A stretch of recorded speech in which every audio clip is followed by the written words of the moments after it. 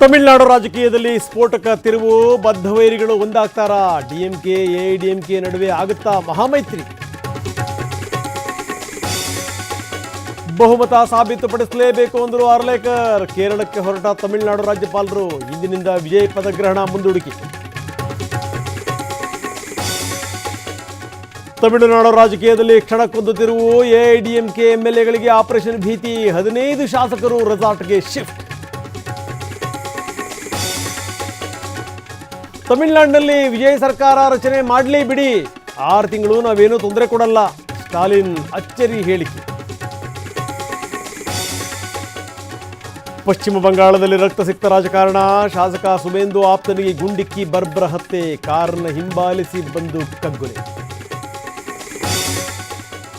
ಚಂದ್ರನಾಥ್ ಹತ್ಯೆಯನ್ನು ಖಂಡಿಸ್ತೀನಿ, ಹಂತಕರನ್ನ ನಾವು ಸುಮ್ಮನೆ ಬಿಡಲ್ಲ, ಗೂಂಡಾಗಿರಿ ನಡೆಯಲ್ಲ ಅಂತ ಗುಡುಗಿದ ಸುವೇಂದು. ಅವರ ಸೋಲು ಸೋಲೇ ಅಲ್ಲವಂತೆ, ಟಿಎಂಸಿ ಸೋಲಿಗೆ ಚುನಾವಣಾ ಆಯೋಗವೇ ಕಾರಣ ಅಂತೆ. ಸುಪ್ರೀಂ ಮೊರೆ ಹೋಗಲು ಮಮತಾ ಸಿದ್ಧತೆ. ಕೇರಳಂ ಸಿಎಂ ಕುರ್ಚಿಯಲ್ಲಿ ಕೂರೋರು ಯಾರು? ಇಂದು ಕಾಂಗ್ರೆಸ್ ಶಾಸಕಾಂಗ ಪಕ್ಷದ ಸಭೆ. ಶಾಸಕರ ಪ್ರತ್ಯೇಕ ಅಭಿಪ್ರಾಯ ಸಂಗ್ರಹಕ್ಕೆ ಪ್ಲಾನ್. ಜಿಬಿಎ ಎಲೆಕ್ಷನ್ಗೆ ಚುನಾವಣಾ ಆಯೋಗ ಸಜ್ಜು. ವಿಧಾನಸೌಧದಲ್ಲಿಂದು ಮಹತ್ವದ ಸಭೆ. ಸಿಎಂ ಡಿಸಿಎಂ ಸೇರಿದಂತೆ ಸರ್ವ ಪಕ್ಷದ ಸದಸ್ಯರು ಭಾಗಿ.